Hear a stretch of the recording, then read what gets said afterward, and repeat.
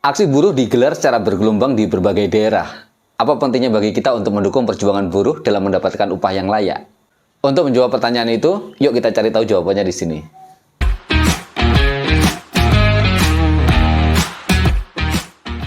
Upah yang layak bukan hanya sekedar angka, tetapi juga representasi dari penghargaan terhadap kerja keras, dedikasi, dan kontribusi kaum buruh terhadap ekonomi dan masyarakat.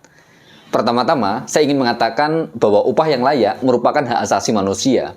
Setiap buruh berhak menerima kompensasi yang memadai untuk memenuhi kehidupan dasar hidup mereka dan keluarganya. Tanpa upah yang layak, kaum buruh mengalami kesulitan untuk bertahan hidup, apalagi untuk berkembang dan hidup dalam kesejahteraan. Dengan mendukung upah layak, berarti mendukung pertumbuhan ekonomi yang inklusif. Ketika kaum buruh menerima upah yang adil, mereka mampu berkontribusi lebih banyak pada perekonomian melalui konsumsi barang dan jasa. Ini menciptakan siklus positif yang merangsang pertumbuhan bisnis dan menciptakan lapangan kerja.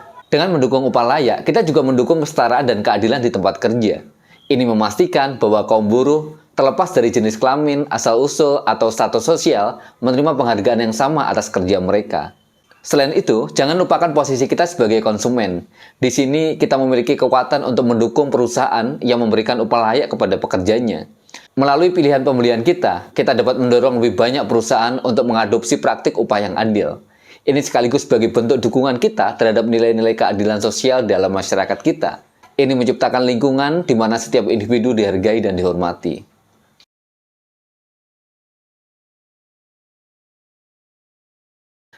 Teman-teman, mendukung upah layak juga merupakan bentuk investasi jangka panjang bagi kesehatan sosial dan ekonomi negara kita. Ketika para buruh menerima upah yang memadai, mereka cenderung lebih sehat, lebih bahagia, dan lebih produktif. Hal ini berdampak langsung pada penurunan biaya kesehatan dan meningkatkan kualitas hidup secara keseluruhan. Selain itu, dukungan terhadap upah layak juga mendorong inovasi dan kompetensi yang sehat di antara perusahaan. Perusahaan yang memberikan upah yang adil kepada karyawannya seringkali melihat peningkatan dalam inovasi dan efisiensi. Ini terjadi karena buruh yang merasa dihargai lebih cenderung memberikan ide-ide baru dan bekerja dengan lebih efisien, lebih produktif.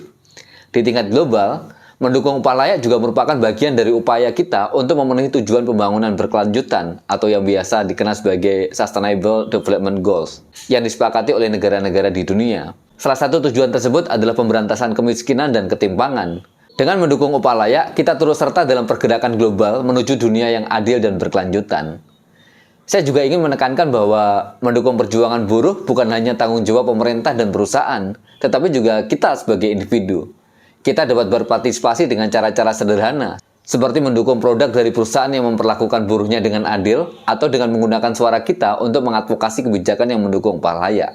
Dan tentu saja, kita tidak perlu nyinyir dengan aksi-aksi yang dilakukan oleh kaum buruh dalam memperjuangkan upah yang layak.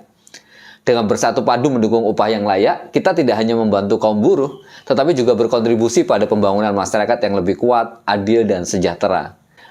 Itulah sebabnya, mari kita bersama-sama menunjukkan solidaritas dan dukungan kita kepada para buruh yang berjuang demi keadilan dan kehidupan yang lebih baik.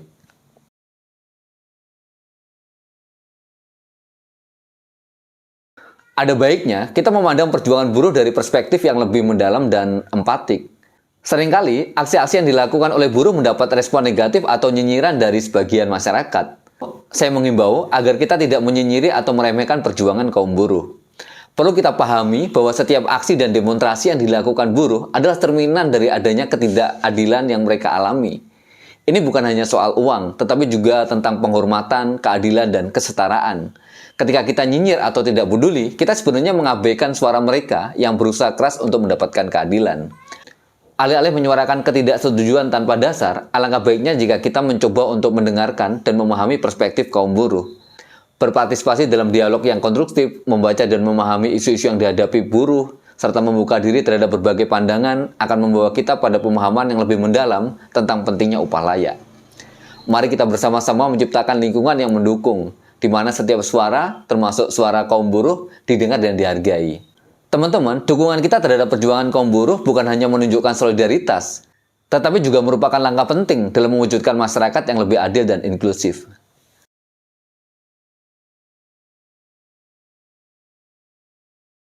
Perjuangan buruh untuk upah layak bukanlah tanda mereka tidak bersyukur.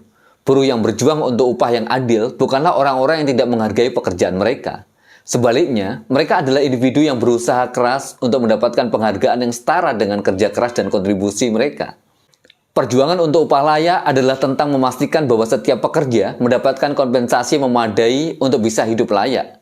Ini tentang hak asasi manusia, keadilan sosial, dan kesetaraan.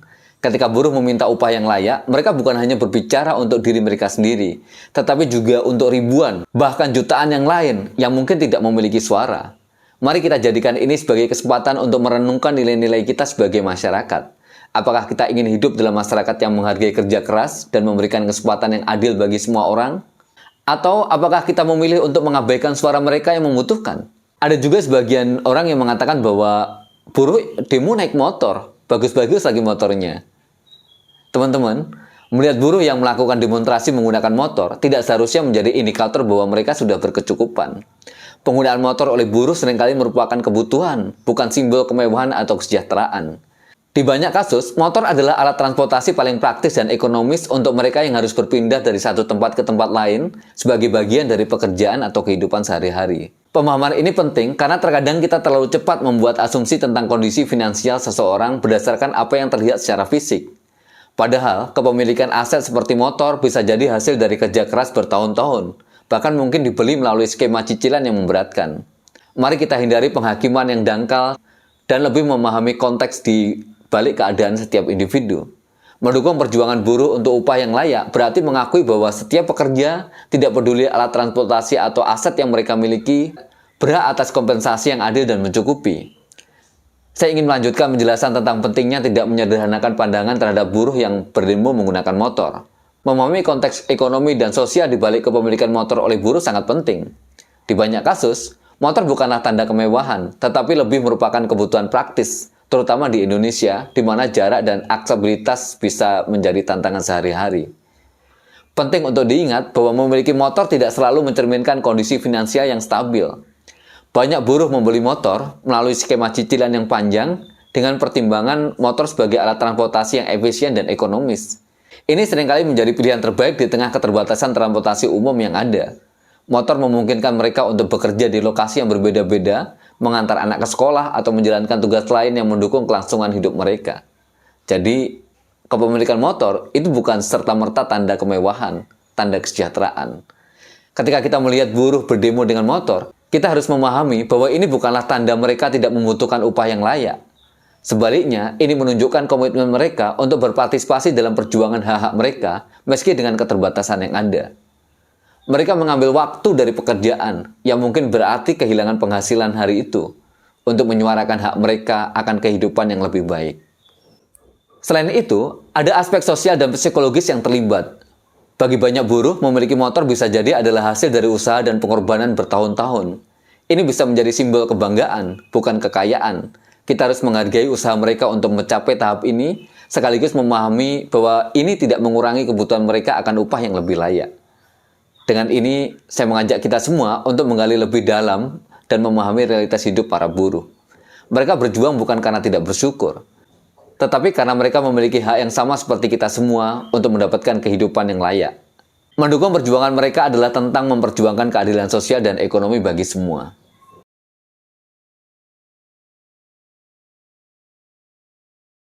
Di dalam video ini, kita sudah membahas banyak hal tentang pentingnya bagi kita untuk memberikan dukungan bagi buruh yang sedang berjuang menuntut upah layak. Karena jika buruh gagal dalam memperjuangkan untuk memperoleh upah yang layak, ada dampak mendalam yang akan terjadi. Sebagaimana kita tahu, isu ini bukan hanya menyangkut keadilan ekonomi, tetapi juga menyinggung fondasi masyarakat kita secara keseluruhan. Ketika buruh gagal memperoleh upah yang layak, dampaknya terasa jauh melebihi lingkungan kerja. Kita berbicara tentang peningkatan kemiskinan dan ketimpangan sosial, yang tidak hanya merugikan para buruh itu sendiri, tetapi juga struktur sosial yang lebih luas. Kemiskinan yang berkepanjangan berpotensi menciptakan lingkaran setan, di mana generasi mendatang dari keluarga buruh terjebak dalam kondisi serupa tanpa harapan untuk pendidikan atau peluang yang lebih baik.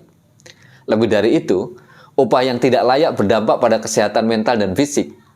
Stres finansial berkelanjutan dapat mempengaruhi kesehatan, mengurangi produktivitas, dan meningkatkan beban pada layanan kesehatan publik. Dalam konteks yang lebih luas, ekonomi juga menderita. Daya beli yang rendah mengakibatkan penurunan permintaan barang dan jasa yang pada gilirannya menghambat pertumbuhan ekonomi. Kegagalan dalam memperjuangkan upah layak bukan hanya tragedi bagi buruh, tetapi juga bagi negara. Sebuah ekonomi yang sehat membutuhkan konsumen yang sehat dan produktif. Tanpa ini, kita berisiko menciptakan masyarakat yang dibagi antara mereka yang memiliki dan mereka yang tidak memiliki. Sebuah resep untuk ketidakstabilan sosial dan ekonomi. Dengan demikian, mendukung perjuangan buruh untuk upah layak bukan hanya tentang melakukan yang benar untuk individu. Ini tentang membangun fondasi yang lebih kuat dan adil untuk masyarakat kita secara keseluruhan. Terima kasih telah mendengar dan mempertimbangkan perspektif ini. Saya Kahara S. Cahyono, sampai berjumpa kembali dalam Bicaralah Buruh berikutnya.